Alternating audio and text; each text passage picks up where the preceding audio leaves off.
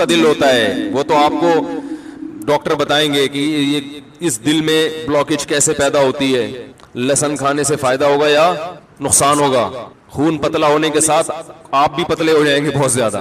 بعض لوگ اتنے لہسن، جب سے میرا بیان کیا نا یوٹیوب پہ لہسن کا، تو وہ اتنے لہسن پھانک رہے ہیں، فائدے کے بجائے ان کو نقصان ہو رہا ہے، کیونکہ وہ لہسن میں ایسڈ ہوتا ہے. اب وہ آپ خود بھی پورے پتلے ہونا شروع ہو جائیں گے. تو یہ جو کیا سیدھے راستے کا علم ہے، یہ جو دل ہے نا گوشت پوش کا، اس دل کے بارے میں تو آپ کو ڈاکٹر بتائے گا. لیکن وہ دل جس میں جذبات ہوتے ہیں، جس میں روحانیت ہوتی ہے، جس میں احساسات ہوتے ہیں، اس دل کے قبلے کو درست رکھنا اور وہ والا دل صحیح راستے پہ چلتا رہے، یہ راستہ میرے بھائی صرف کون بتائے گا؟ علماء بتائیں گے.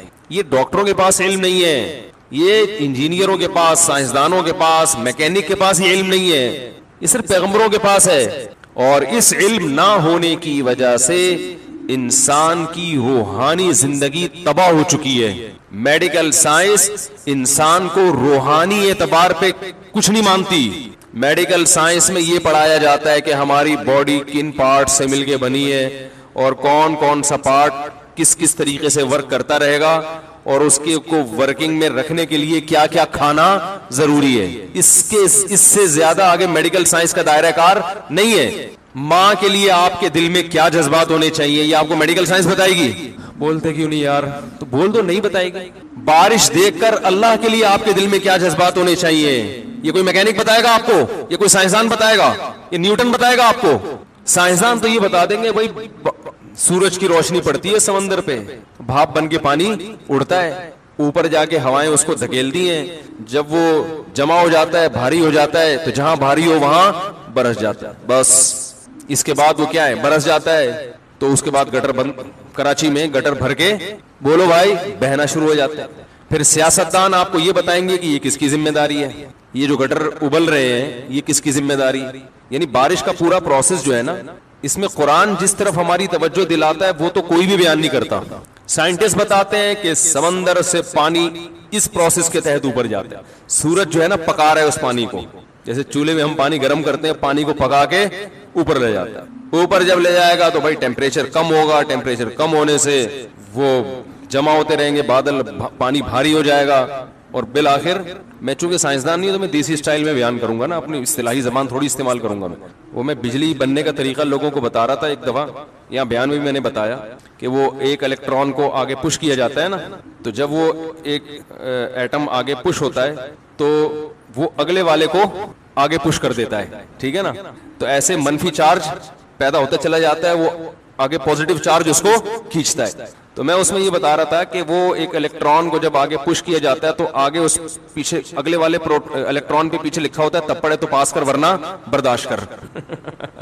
ٹھیک ہے، تو اگلا کہتا ہے کہ میں برداشت نہیں کر سکتا، ٹھیک ہے میں آگے جا رہا ہوں. آگے والے کو کہتا ہے تب پڑے تو پاس کر ورنہ برداشت. تو ہم تو بھائی اسی اسٹائل میں سمجھائیں گے. تو مقصد یہ ہوتا ہے، بات تو سمجھ میں آ گئی نا کہ ہوتا کیا ہے. تو ہاں ہماری جو اپنی فیلڈ ہے جو ہم مدرسوں میں پڑھاتے ہیں اس میں ہمارا اسٹائل پھر یہ نہیں ہوتا، وہ اسٹائل پھر ڈاکٹروں کی، انجینئروں کی سمجھ میں بھی نہیں آتا، وہ اصطلاحات ہوتی ہیں. تو اللہ تعالیٰ نے، ہاں میں یہ عرض کر رہا تھا کہ سورج سے ابھی دیکھو پھر ماشاءاللہ تیز بارش شروع ہو گئی. اللہ تعالیٰ اس کو کراچی والوں کے حق میں رحمت بنا دے. بارش خوب یاد رکھیں اللہ کی رحمت ہے. یہ جو کراچی میں بارش کی وجہ سے عذاب آیا ہوا ہے یہ حکومت کی نااہلی کی وجہ سے آیا ہوا ہے. ابھی میں نے کراچی کے فضائل پر ایک بیان کیا، اس میں بعض لوگوں کے کمنٹس تھے کہ گٹر ابل رہے ہیں، کچرا کنڈی بنا ہوا ہے. تو بھائی یہ بنا ہوا نہیں ہے، بنایا گیا ہے، سمجھ رہے ہیں. اور اللہ کی رحمت ہے، بارش کی وجہ سے حکومت کی نااہلی بھی الحمدللہ سامنے آ رہی ہے. دیکھو پاکستان کا سب سے بڑا شہر، پاکستان کو سب سے زیادہ کھلانے پلانے والا شہر، اس شہر کا حال کیا ہوا ہے. اور یہ بھی یاد رکھیں بارش سے جو نقصانات ہوتے ہیں وہ نقصانات بارش نہ ہونے سے جو نقصانات ہو نا اس سے بہت کم ہوتے ہیں. بارش ہونے سے جو نقصانات ہیں، گٹر ابلیں گے، تھوڑی بہت بیماریاں پھیلیں گی، یہ کم ہے. لیکن جو نہ ہونے کا نقصان ہے وہ بہت خطرناک ہے. تو بارش اللہ کی قدرت ہے جو یہ بتاتی ہے کہ رزق کی ذمہ داری کس نے لی ہے بھائی؟ اللہ نے، اور وہ چھپڑ پھاڑ کے روزی دے گا. جب تک بارش برستی رہے گی ہماری ملیں چلتی رہیں گی اور ہمیں روزگار ملتا رہے گا. اگر اس میں کمی آ رہی ہے تو وہ حکمرانوں کی نااہلی کی وجہ سے ہوگی، وہ آبادی بڑھنے سے یا اللہ کی طرف سے رزق کی تنگی کی وجہ سے نہیں ہوگی. تو جب بھی اللہ کی کسی نعمت کو دیکھا کرو میرے بھائی، اللہ سے یہ دعا مانگا کرو، اے اللہ اس نعمت کے شکر کی توفیق دے دے، اس نعمت کے شکر کی توفیق دے دے. اور شکر کیا ہے نعمت کا؟ اللہ کی نافرمانی کے تصور سے بھی شرم آنے لگے. ہمارے حضرت فرمایا کرتے تھے کہ جب تک دل ایسا نہ بن جائے کہ گناہ کے تصور سے شرم آنا شروع ہو جائے، اس وقت تک وہ دل نہیں ہے. وہ صرف باڈی کے لحاظ سے دل ہے، وہ تو گدھے میں بھی ہوتا ہے. وہ دل جس میں احساسات ہوں، جذبات ہوں. وجاء بقلب سلیم، قرآن کریم کہتا ہے نا کہ آخرت میں کامیابی اس کو ملے گی. وجاء ربہ بقلب سلیم، جو اپنے رب کے پاس ایسا دل لے کر آیا جو دل برائیوں سے پاک تھا. پتہ ہی چلا بھائی، ایک تو دل کولیسٹرول سے پاک کرنا جتنا ضروری ہے، برائیوں سے پاک کرنا اس سے بھی زیادہ ضروری ہے. اور یہ دل کی برائی ہے کیا؟ دل میں دنیا کی محبت پیدا ہو جائے، اللہ کی نعمتیں دیکھ کر بھی اللہ سے محبت نہ پیدا ہو، جذبات مر جائیں، احساس مر جائے. دیکھو ایک بات سنو، کوئی آپ پر احسان کرے صبح و شام، پھر وہ آپ کو ایک چھوٹا سا کام کہے، تو اگر آپ کا دل زندہ ہوگا تو آپ کو اس کام کا انکار کرتے ہوئے شرم آئے گی کہ نہیں آئے گی؟ بولو نا بھائی. اگر آپ کو شرم نہیں آ رہی، آپ نے کام تو کر دیا، اس کی نافرمانی نہیں کی، کام تو کر دیا، آپ نے کہا اتنے احسان کیے ہیں تو چلو یار میں کر لیتا ہوں، کیا جا رہا ہے، تو بھی ٹھیک ہے، لیکن اتنا ٹھیک نہیں ہے. ہونا یہ چاہیے کہ آپ کو انکار کرتے ہوئے شرم آ رہی ہو، یہ کیفیت پیدا ہو جائے. تو علماء کہتے ہیں، بزرگان دین کہتے ہیں کہ صرف اتنا کافی نہیں ہے کہ آپ گناہ چھوڑ دیں، زنا چھوڑ دیں، شراب چھوڑ دیں، نماز قضا کرنا چھوڑ دیں، والدین کو ستانا چھوڑ دیں، رشوت کھانا چھوڑ دیں، بد نظری چھوڑ دیں، انٹرنیٹ پر بیہودہ فلمیں، فحش چیزیں، ویب سائٹیں دیکھنا چھوڑ دیں، لڑکیوں سے حرام لذتیں حاصل کرنا چھوڑ دیں. صرف اتنا کافی نہیں ہے، بلکہ صحیح دل اس شخص کا ہوتا ہے کہ اسے جب پتا چل جائے کہ بھائی اللہ نے اس چیز کو غلط قرار دیا ہے تو اسے وہ کام کرتے ہوئے شرم آئے. کرتے ہوئے نہیں، تصور، کیونکہ کرتے ہوئے تو کرنا تو شروع کر دیا اس نے، تصور سے شرم آئے. بھئی کیسے کر لیتے ہو؟ یوسف علیہ السلام کو جب عزیز مصر کی بیوی نے بند کمرے میں زنا کی دعوت دی، جوان ہے، جوان خوبصورت، اور بادشاہ کی بیوی بھی کوئی کم خوبصورت نہیں ہوگی، اور مصر کا حسن تو ویسے ہی مشہور ہے، مصر میں تھی، کوئی روک ٹوک نہیں ہے، نہ بدنامی کا خطرہ. عورت جب خود دعوت دے رہی ہو تو منع کرنے میں بدنامی کا خطرہ ہوتا ہے، کیونکہ اس طرح کی عورتیں الٹا بلی کس پہ ڈال دیتی ہیں؟ مرد پہ ڈال دیتی ہیں، بدنام کر دیتی ہیں، اور لوگ اس قسم کی باتوں میں عورت کی بات کو شوق سے سنتے ہیں. تو تمام راستے زنا کے آسان ہو چکے ہیں، بدنامی کا ڈر بھی نہیں ہے، بلکہ انکار کرنے میں بدنامی کا ڈر ہے، اور ہوئے بھی، انکار کرنے میں جیل جانے کا خوف ہے، اور چلے بھی گئے. لیکن ان سب باتوں کے باوجود کیا کہہ رہے ہیں؟ معاذ اللہ انہ ربی احسن مثوایا، اللہ کی پناہ، وہ میرا رب ہے جس نے مجھے اتنا بہترین ٹھکانہ عطا کیا. مجھے تو میرے بھائی کنویں میں ڈال کے چلے گئے تھے، میں تو کوئی پرسان حال نہیں تھا، میرے رب نے مصر کے محلات میں پہنچا دیا. اب میں اس رب کی نافرمانی کیسے کروں؟ تو تصور سے شرم آ رہی ہے نا ان کو. حالانکہ یہاں شیطان بہکا سکتا تھا کہ آپ تو مسافر ہیں، آپ پر تو بڑی آزمائشیں آئی ہیں، بھائیوں نے کنویں میں ڈال دیا تھا، تو میں تو ویسے ہی اتنی ٹینشن میں ہوں، باپ سے بچھڑا ہوا، میں ٹینشن ریلیز کرنے کے لیے اگر اس برائی میں وقتی طور پہ پڑ جاؤں تو پھر کیا حرج ہے اس میں؟ شیطان یہ ساری پٹیاں پڑھا دیتا ہے، اور انہی پٹیوں کی وجہ سے انسان گناہ کرتا ہے. وہ اللہ کی نعمت کے پہلو کو دیکھ رہے ہیں کہ کنویں میں بہت سے لوگ گرے، نکلے نہیں ہیں، میرے رب نے مجھے، بولو نا یار کیا ہو گیا، نکالا ہے. پھر اب یہ منفی پہلو تو یہ کہ بازاروں میں بکاؤں غلاموں کی طرح، پیغمبر کی اولاد اور بک رہا ہوں کہاں؟ بازاروں میں. یہ نیگیٹو پہلو تھا نا. شیطان یہاں بہکاتا ہے، ہم جیسے ہوتے تو شیطان بہکاتا کہ یار ہم تو بازاروں میں بکیں، کوئی ہماری عزت ہے، آج چلو ایک موقع مل رہا ہے تو اپنی ٹینشن تو تھوڑی دور کرو نا. اور وہ بھی انکار کرنے میں کتنی آزمائشیں. لیکن نہیں، بازاروں میں بکنے کا تذکرہ نہیں آ رہا، بلکہ میرے رب نے ایک شخص جو بطور غلام کے بازاروں میں بکا ہے اس کو ٹھکانہ بادشاہ کے محل میں دے دیا. سمجھ رہے ہو؟ اپنی تھنکنگ کو انسان پازیٹیو کرے نا تو ہر نیگیٹو میں پازیٹیوٹی نظر آتی ہے, اور سوچ ہی کم وقت کی غلط ہو تو ہر مثبت چیز میں بھی منفی پہلو. اور یہ ہو رہا ہے لوگوں کے ساتھ. کوئی مالی نقصان ہو جائے, ہائے میرے یہ ہو گیا, ہائے میں تو مر گیا, پتہ نہیں میرے ساتھ کیوں ہے. میں ان سے کہتا ہوں روٹی کھانے کو مل رہی ہے؟ ہاں مل رہی ہے. میں نے کہا بہت سے لوگوں کو ایسا نقصان ہوا روٹی سے بھی گئے, تو آپ پر اللہ کا بڑا فضل ہے. اب ضرورت کی ملے گی تو کولیسٹرول پیدا نہیں ہوگا انشاءاللہ. حقیقت ہے. ایک صاحب کی ٹانگ ٹوٹ گئی ایکسیڈنٹ میں, پریشان. میں نے کہا بہت سو کی دونوں ٹوٹی ہیں. ایکسیڈنٹ تو بہت سے لوگوں کے ہوئے ہیں, دونوں ٹوٹی ہیں, شکر کرو ایک باقی رکھی. تو یہ نہ سوچا کرو ایک ٹانگ ٹوٹ گئی, بولو اللہ نے ایک سلامت رکھی, کم از کم بیساگی سے تو چل سکتا ہوں. اور جس کی دونوں ٹوٹ گئی وہ کیا سوچے گا, ہاتھ باقی ہیں, ٹھیک ہے نا, زندگی باقی ہے. جو منفی سوچ رکھنے والا آدمی وہ کبھی بھی خوش نہیں رہتا, اور اللہ بھی خوش نہیں ہوتے اس سے. رسول اللہ صلی اللہ علیہ وسلم نے فرمایا, اللہ تعالیٰ کا ارشاد ہے, انا عند ظن عبدی بی, کہ بندہ میرے بارے میں جیسا گمان رکھتا ہے میں اس کے ساتھ ویسا ہی معاملہ رکھتا ہوں. وہ اگر سمجھتا ہے اللہ میرے ساتھ غلط کر رہا ہے تو پھر تمہارے ساتھ غلط ہی ہوگا, اور اگر تم سمجھتے ہو اللہ میرے ساتھ اچھا کر رہا ہے تو اس غلط میں بھی اچھا ہو جائے گا, اللہ اس میں برکت رکھ دے گا. تو یوسف علیہ الصلوۃ والسلام کیا کہہ رہے ہیں کہ میرے رب نے مجھے ایسا ٹھکانہ دے دیا, معاذ اللہ, اللہ کی پناہ, احسن مثوایا, ایسا بہترین ٹھکانہ دیا. حالانکہ وہ جھونپڑی میں بھی رہتے تو یہی کہتے, لیکن جو جو نعمتیں ملی ہیں ان کو کیا کر رہے ہیں, ہائی لائٹ کر رہے ہیں ان کو. انہ ربی احسن مثوایا. اللہ کو آپ کا یہ جملہ کتنا پسند آیا, کتنا پسند آیا. اللہ فرماتے ہیں ہم نے یوسف کو برائی سے بچایا, کذالک لنصرف عنہ السوء والفحشاء, اس طرح ایسا ہوا تاکہ ہم ان کو برائی سے ہم نے ان کو پھیر دیا, اس لیے کہ وہ ہمارے مخلص بندوں میں سے تھے. تو انسان جب کوشش کرتا ہے تو اللہ کی مدد بھی اس کے ساتھ شامل ہوتی ہے. زانی دنیا میں بہت گزرے ہیں, آج بھی لوگ ذرا ذرا سی بات پہ زنا کر لیتے ہیں. زنا ہمارے معاشرے میں بہت تیزی سے پھیل رہا ہے, کیونکہ ہماری حکومتوں کی پالیسیاں ایسی ہیں کہ وہ عفیف اور پاک دامن معاشرہ چاہتے ہی نہیں ہیں. ابھی جو گورنر نے قانون پاس کیا تھا نا عبایا کا اسکولوں میں, ہمارے ایک استاد سے اس گورنر صاحب کی بات ہوئی, انہوں نے بتایا کہ وہ گورنر کہہ رہے ہیں میں اکیلا لڑ رہا ہوں اور میرا ساتھ دینے والا ایک آدمی بھی نہیں ہے. ظاہر ہے بیچارے کو ہتھیار ڈالنے پڑے. سب لوگوں نے مخالفت کی, جتنے بھی ہمارے حکومت میں نمائندے بیٹھے ہوئے ہیں سب نے عبایا کی مخالفت کی.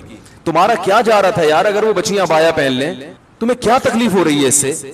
وہ گورنر یہاں تک بیچارہ اتنے پریشان ہوئے, وہ گورنر صاحب وہ کہنے لگے کہ میں نے ارادہ کیا میں استعفیٰ دے دیتا ہوں. ایک عبایا کا قانون جس میں نہ کوئی دیوبندی, بریلوی, اہل حدیث کوئی اختلاف نہیں ہے, شیعہ بھی مانتے ہیں, سب مانتے ہیں, اور ساری دنیا مانتی ہے کہ پاکستان اسلام کے نام پہ وجود میں آیا ہے. اگر قائد اعظم رحمہ اللہ تعالی اس وقت اسلام کا نام استعمال نہ کرتے پاکستان وجود میں نہ آتا. تو یہ ناشکری ہے یا نہیں ہے کہ اللہ نے جب آپ کو ایک نعمت دے دی, آپ کو کنٹری دے دیا, اللہ نے اپنا کام کر دیا, اور آپ اللہ نے جو آپ کی ذمہ داری لگائی تھی آپ وہ پورا کرنے کے لیے تیار نہیں ہے. ایک قانون پاس ہونے کے بعد ختم ہو رہا ہے, تو بس زلزلے نہیں آئیں گے تو کیا آئے گا میرے بھائی, تباہی نہیں آئے گی تو غربت, مہنگائی. دیکھو مسلم کنٹریز کو غیر مسلم پر قیاس مت کرو, ان کی کامیابی کے اصول کچھ اور ہیں, ہماری کامیابی کے اصول کچھ اور ہیں. بنی اسرائیل پیغمبروں کو مانتے تھے, جب انہوں نے پیغمبروں کی نافرمانی کی اللہ نے غلام بنا دیا, اور فرعون پیغمبروں کو شروع سے ہی نہیں مانتا تھا, اس کو اللہ نے حکومت دے دی تھی. وہ تو پہلے سے نافرمان تھا, مگر پھر بھی مصر میں فرعون کو ایک تھوڑی تھا, فرعون تو بہت سارے تھے, انہیں کی حکومت تھی. حالانکہ وہ تو بنی اسرائیل سے بڑا نافرمان تھا, وہ تو کہتا تھا میں رب ہوں, پھر بھی اللہ نے فرعون کو حکومت دی. اور بنی اسرائیل جو اللہ کو مانتے ہیں مگر اللہ کی نافرمانی کرتے ہیں, اللہ نے ان کو کیا بنا دیا, غلام بنا دیا. پھر جب بنی اسرائیل موسیٰ علیہ السلام کی دعوت پر لبیک کہتے ہیں اور پھر شریعت کو فالو کرتے ہیں, پھر اللہ انہیں دوبارہ فرعون پر حکومت عطا کرتے ہیں. کافر کتنا بھی اللہ کا نافرمان بن جائے, کیسا باغی بن جائے, وہ دنیا میں کامیاب ہو سکتا ہے. مسلمان خدا کی قسم کامیاب نہیں ہو سکتا, ذلیل در ذلیل در ذلیل ہوتا رہے گا. ہمارے لبرل حکمران سمجھتے ہیں کہ ہم عبایا کا قانون ختم کر کے, کو ایجوکیشن کو بحال کر کے, ملک میں اس طرح کا ماحول پیدا کر کے جو بڑی طاقتیں ان کو خوش کر لیں گے, ان سے قرضے مل جائیں گے اور ملک ترقی کرے گا. نہیں کرے گا, آپ کا تشخص ختم ہو جائے گا, آپ دنیا میں ذلیل سمجھے جاؤ گے, غلام سمجھے جاؤ گے. دنیا کہے گی نہ یہ ادھر کے ہیں اور نہ ادھر کے. دیکھو مسلمان کتنا مرضی بے حیا ہو جائے وہ اس میں کافروں کا مقابلہ نہیں کر سکتا. لوگ مجھ سے میرے تو ہر قسم کے طبقے کے ساتھ بیٹھنا ہوتا ہے نا, اکثر لوگ مجھے کہتے ہیں, ہمارے جو دوست احباب ہیں نا, کہتے ہیں یار یہ پاکستان فلمیں بناتا ہے, ویسی بنتی نہیں ہے. ہمارے ایک سنگر سے کچھ دن پہلے ملاقات ہوئی, غریب, تو میں نے کسی دوست سے پوچھا, میں نے کہا یہ تو سنگر ہے بھائی, اس کو تو پیسہ ہونا چاہیے. انہوں نے کہا پاکستان کے سنگروں کے پاس پیسہ, بولو بھائی, نہیں ہوتا. یہ اس طرح سے ناچ ہی نہیں سکتے جیسے ہندو ناچتے ہیں, یہ اس طرح کی فلمیں بنا ہی نہیں سکتے جیسی. تو میں نے کہا بھائی وہ بے حیائی کی وجہ سے اگر ان کو ترقی ہو رہی ہے تو یہ بھی کہہ رہی ہے یہ وہ اس اسٹائل میں بے حیائی بھی نہیں پھیلا سکتے, پکڑے جاتے ہیں. تو میں نے کہا دیکھو یہ اس کی علامت ہے کہ مسلمان ہے نا, وہ کتنا بھی ان جیسا بننے کی کوشش کرے گا وہ بنتا نہیں ہے, ان جیسا ناچ ہی نہیں سکتا, کیونکہ ناچنا کوئی پسندیدہ کام تھوڑی ہے. بتاؤ کوئی صدر یا وزیر اعظم اگر ناچے اچھا لگے گا؟ پتہ چلا ناچنا انسانی وقار کے خلاف ہے. تو جو چیز وقار کے خلاف ہے اس میں کافر ہم سے زیادہ اچھا ہے. ان کے یہاں مائیکل جیکسن بھی پیدا ہوگا, ان کے یہاں اس جیسے ڈانسر پیدا ہوں گے, ہمارے یہاں بڑے مشکل ہیں, کیونکہ وہ اس طرح ہو تھوڑا سا ایک غیرت کا رہے گا نا وہ, تو وہ وہاں تک نہیں پہنچ سکتے بھائی. آپ ان چیزوں میں بہت مشکل ہے سمجھانا. آپ جتنی بھی کوشش کر لو تو چھوڑ دو ان کو, بولو یہ ناچنا گانا آپ میراثی ڈھول کی آپ اچھے ہو, آپ ڈیفنس کی لائن میں محنت کرو, آپ ایجوکیشن پہ محنت کرو, ہم نہیں ہو سکتے ویسے. تو اللہ نے ایک حدود رکھی ہے نا, ایک پردہ رکھا ہوا ہے. دیکھو اسلامی ملکوں میں بھی بہت ساری ملکوں میں بے حیائی پھیلی ہے, لیکن پھر بھی وہ یورپ کا مقابلہ نہیں کر سکے. ترکی بڑا لبرل کنٹری ہے, اور ایک تقریباً 100 سال سے لبرل بنانے کی ان کے حکمرانوں نے پوری ایڑی چوٹی کا زور لگا دیا کہ ترکی کی گورنمنٹ کو, ترکی کی جو حکومت ہے یا ترکی کی جو کنٹری ہے اس کو بالکل یورپ جیسا بنا دو, مگر اب بھی یورپ جیسا نہیں بنا سکے, کیونکہ وہ کلمہ گو مسلمان ہے, اسلام کے اثرات ہیں ان کی نسلوں میں. بہت بے حیائی پھیلی ترکی میں, مگر پھر بھی یورپ جیسے نہیں بن سکے. ایک لاشعوری طور پر نا ان میں حیا ٹرانسفر ہوئی ہے. تو آپ میرے بھائی جس ترقی میں ان کا مقابلہ کرنا چاہتے ہو, جس قسم کی ترقی میں جو لبرلزم والی ترقی ہے, آپ ان کے برابر نہیں پہنچ سکتے. وہ اپنے ملکوں میں ان کو یہ چیزیں آپ سے زیادہ اچھی نظر آتی ہیں, آپ ان جیسے نائٹ کلب نہیں بنا سکتے. تو آپ حیا کو فروغ دو تاکہ وہ کمپیئر کریں کہ یار ہمارے معاشرے میں دیکھو اور ان کے معاشرے میں دیکھو, ہمارے اسکول کی بچیوں کو دیکھو کیسی بے شرم ہوتی ہے, اور مسلمان ملکوں کے اسکول کی بچیوں کو دیکھو اسکارف لے کے بیٹھی ہوئی ہیں. اس طرح سے تو شاید آپ کا کوئی تشخص برقرار ہو جائے اور آپ کو کچھ لوگ ان میں سلوٹ کرنا شروع کر دیں, ورنہ آپ نہ ادھر کے رہو گے اور نہ ادھر کے رہو گے. وہ کہتے ہیں نا کوا چلا ہنس کی چال اپنی بھی بھول گیا. تو چھوڑ دو اس چیز میں, آپ کو عزت نہیں ملے گی. عرب کنٹریز کا بھی یہی حال ہے, بے حیائی کو پھیلا دیا تو کیا ان عربوں کی عزت ہو رہی ہے دنیا میں؟ مجھے یاد ہے ہم بچپن میں کتابیں پڑھا کرتے تھے, کوئی گورا عرب کنٹری میں وزٹ کر کے آتا جہاں اسلام نافذ ہے, خوش ہو کے جاتا. میں نے ایک بچپن میں ایک واقعہ پڑھا تھا کہ عرب جو میاں بیوی تھے نا وہ سعودی عرب گئے, انہوں نے اسلام قبول کر لیا, بہت پرانی بات ہے. پھر جب وہ اپنے ملک میں گئے تو انہوں نے کتاب لکھی, اپنا واقعہ لکھا, کمپیئر کیا کہ کیسے حیا کے نظام سے نکل کر ہم بے حیائی میں آ رہے ہیں, اور وہاں کتنا اچھا فیل کرتے تھے. بھائی بے حیائی ایسی چیز ہے ایک وقت تک اچھی لگتی ہے, اس کے بعد انسان کو یہ اچھی نہیں لگتی. حیا اچھی لگتی ہے انسان کو. آپ اپنے ملکوں میں اگر بے حیائی پھیلاؤ, یہ پرانے سعودی عرب کی بات کر رہا ہوں, اب بھی بہت ملکوں سے بہت بہتر ہے, لیکن جا اسی ٹریک کی طرف رہا ہے جہاں ساری دنیا جا رہی ہے. تو وہ ان چیزوں سے آپ سے متاثر نہیں ہوں گے, ہمارے ملکوں میں یہ تم سے زیادہ ہیں, تم کہاں تک پہنچو گے. حیا کے نظام کو آپ فروغ دو تو وہ آپ کو سلوٹ کریں گے, کہیں گے ہمارے ہاں سب کچھ ہے, یہ نہیں ہے. تعلیم بھی ان کے ہاں بہت ہے. تو آپ نے ایک چیز آپ کا ترہ امتیاز تھی, ایک چیز آپ کے لیے قابل فخر تھی. دیکھو ایک آدمی کی بیوی مکمل پردہ کرتی ہو یا پردہ بالکل نہ کرتی ہو, تو اگر بالکل بھی پردہ نہیں کرتی, بالکل گوروں کی طرح رہتی ہے, تو بہت سی ماڈرن عورتیں اس کو لائک کریں گی, ماشاءاللہ براڈ مائنڈیڈ ہے, دیندار عورتیں پسند نہیں کریں گی. ایسا ہی ہوگا نا. اور ایک خاتون بہت زبردست پردہ کرتی ہے تو ماڈرن عورتیں ممکن ہے کچھ اعتراض کریں, لیکن دیندار خواتین اس کو لائک کریں گی. لیکن جو بیچ کی خاتون ہے اسے نہ پردے والی پسند کریں گی اور نہ, بولو بھائی, ماڈرن عورتیں. ماڈرن عورتیں اس پہ اعتراض کریں گی, باہر نکلتے ہوئے عبایا لیتی ہے اور جو پردے دار ہے کہیں گی باہر جب نکلتی ہے تو چہرہ تو تمہارا کھلا ہوا ہوتا ہے, تم جوان ہو, چہرہ کھول کے گھوم رہی ہو, مردوں سے بات چیت کر رہی ہو, تو ادھر ہو جاؤ یا ادھر ہو جاؤ. بیچ کا کسی کو بھی اچھا نہیں لگتا. تو اللہ تعالیٰ نے بھی میرے بھائی یہ نعمتیں ہمیں دی ہیں, اللہ نے اصول اور ضابطہ بیان کر دیا کہ تم بنی اسرائیل کی طرح ہو, پیغمبروں پر تمہارا ایمان ہے, تم اگر اپنی ذمہ داری پوری نہیں کرو گے, اللہ کی نافرمانی سے نہیں بچو گے, اللہ تمہیں تباہ و برباد کر دے گا, جیسے کہ ہو رہے ہیں, ہم بھوکے ننگے ہوتے جا رہے ہیں. اللہ سے دعا ہے کہ یہ جو نعمتیں اللہ نے ہمیں دی ہیں, اللہ ان نعمتوں کا استحضار نصیب فرمائے اور ان نعمتوں کو دیکھ کر ہمیں اپنی یاد نصیب فرمائے. ہمارے حضرت مفتی رشید احمد صاحب رحمہ اللہ تعالی جب بارش ہوتی تھی بہت جذبات میں آتے تھے اور بہت دعائیں مانگا کرتے تھے کہ اے اللہ اس نعمت کا ہمیں شکر کی توفیق دے دے, اور فرماتے تھے میرے دل میں اللہ کی محبت کے جذبات بھڑکنے لگتے ہیں جب میں بارش دیکھتا ہوں کہ میرا رب سخاوت دکھا رہا ہے اپنی, اور اپنی رحمت کا اظہار کر رہا ہے.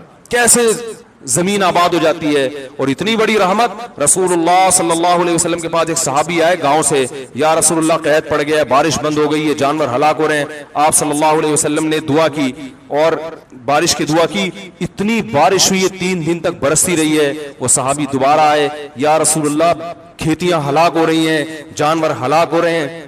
آپ صلی اللہ علیہ وسلم کے الفاظ دیکھیں, آپ نے فرمایا اللہم حوالینا لا علینا. یہ نہیں فرمایا کہ اللہ اس بارش کو بند کر دے, یہ تو رحمت ہے, اے اللہ اس کو ہمارے اطراف کی طرف لے جا, ہم پر نہیں بلکہ ہمارے شہر کی سے آبادی سے دور اطراف کی طرف لے جا. علماء نے لکھا ہے اس سے صاف پتہ چلتا ہے کہ رسول اللہ صلی اللہ علیہ وسلم نے بارش کے بند کرنے کی دعا نہیں مانگی, کیونکہ قرآن بہت تذکرہ کر رہا ہے اس کا. تو اللہ جیسے اس بارش سے مردہ زمین کو زندہ کرتا ہے, اے اللہ تو ہمارے دلوں کو بھی حیات اور زندگی دے دے. دل مردہ ہیں, زمینیں زندہ ہو رہی ہیں, زمینوں میں پیداوار پیدا ہو رہی ہے, مگر دل میں اللہ کی محبت کے چشمے جاری نہیں ہو رہے. اور قرآن نے اس کی بہترین مثال دی ہے, وَإِنَّ مِنَ الْحِجَارَةِ لَمَا يَتَفَجَّرُ مِنْهُ الْأَنْهَارُ. فرمایا کہ او اشد خشیہ, کہ ان کے دل پتھر سے بھی زیادہ سخت ہو چکے ہیں. پھر فرمایا پتھروں میں بھی تین قسم کے پتھر ہوتے ہیں کہ وَإِنَّ مِنَ الْحِجَارَةِ لَمَا يَهْبِطُ مِنْ خَشْيَةِ اللَّهِ, کہ بعض پتھر ایسے ہوتے ہیں جو پہاڑوں سے لڑک جاتے ہیں, یہ لڑکنے کے لیے بھی تیار نہیں ہے, اپنی جگہ پہ جامد ہوئے ہوئے. وَإِنَّ مِنْهَا لَمَا يَهْبِطُ مِنْ خَشْيَةِ اللَّهِ وَإِنَّ مِنْهَا لَمَا يَتَفَجَّرُ مِنْهُ الْأَنْهَارُ. اور کچھ ایسے جس میں چشمے پھوٹ پڑتے ہیں. پتھر بھی اتنا سخت نہیں ہوتا, وہ بھی کبھی پانی نکالنا شروع کرتا ہے اور کبھی اثرات قبول کر کے اپنی جگہ سے ہل جاتا ہے. لیکن فرمایا کہ جو لوگ اللہ کو نہیں مانتے یا اللہ کو جیسا ماننا چاہیے ویسا نہیں مانتے, ان کے دل پتھر سے زیادہ سخت ہو چکے ہیں, یہ اپنی جگہ سے ہلنے کے لیے تیار نہیں ہے. یہ اللہ کی نعمتیں دیکھ کر نہ شراب چھوڑنے کے لیے تیار ہیں, نہ زنا چھوڑنے کے لیے تیار ہیں, نہ اپنی ذمہ داریاں پوری کرنے کے لیے تیار ہیں, اور نہ فحش فلمیں اور بیہودہ چیزیں چھوڑنے کے لیے تیار ہیں, نہ زنا اور نہ بدنظری چھوڑنے کے لیے تیار ہیں. تو یہ وہ دل ہیں جو پتھر سے زیادہ سخت ہو چکے ہیں. لیکن اللہ نے ان کو دھمکی دی ہے, فرمایا ہم جو یہ بارشیں برسا رہے ہیں اور نعمتیں تمہیں دے رہے ہیں, تمتعوا, فائدہ اٹھاتے رہو, فإن مصيركم إلى النار, آنا تم نے جہنم کی آگ کی طرف ہے. اللہ پیدا کر کے مار کے چھوڑ نہیں دے گا کہ مٹی ہو کے ختم, نا نا نا نا نا نا. یہ سب کچھ اللہ نے جو نظام بنایا ہے آزمائش کے لیے. آج لوگ تکبر کر رہے ہیں, فخر کر رہے ہیں, اللہ کے حکام کی دھجیاں اڑائی جا رہی ہیں, لیکن اللہ نے فرمایا تمتعوا, مزے اڑا لو.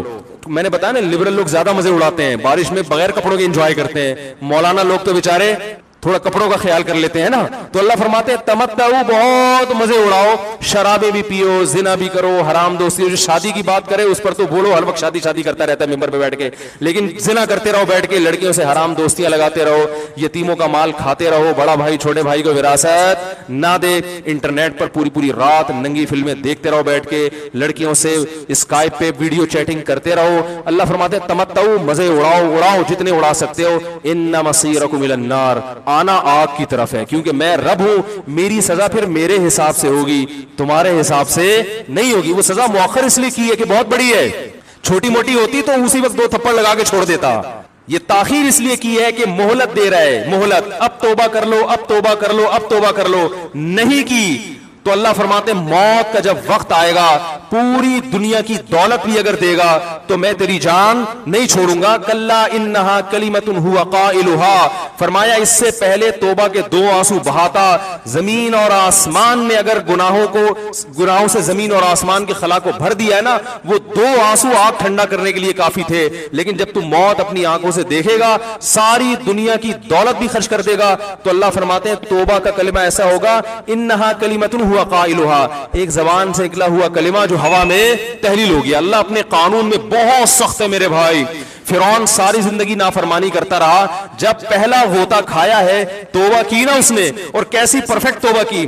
کہنے لگا آمنت انہ لا الہ الا الذی آمنت بہ بنو اسرائیل, یہ نہیں کہ میں اللہ پر ایمان لایا, کیونکہ اللہ کے مفہوم میں فرق ہو سکتا ہے اپنے آپ کو اللہ کہہ رہا ہو, پوری تشریح شرح کے ساتھ حاشیے کے ساتھ کہہ رہا ہے کہ میں اس رب پہ ایمان لایا جو ایک غلام قوم کا رب ہے. صحیح ہے نا, میری جو بنی اسرائیل جو میرے غلام تھے نا, وہ جس کو رب مانتے ہیں میں اس پر کو رب مانا میں نے. اللہ فرماتے ہیں آل آنا, اب ایمان لا رہا ہے, وقت عصیت قبل, اس سے پہلے تو نے نافرمانی کی ہے.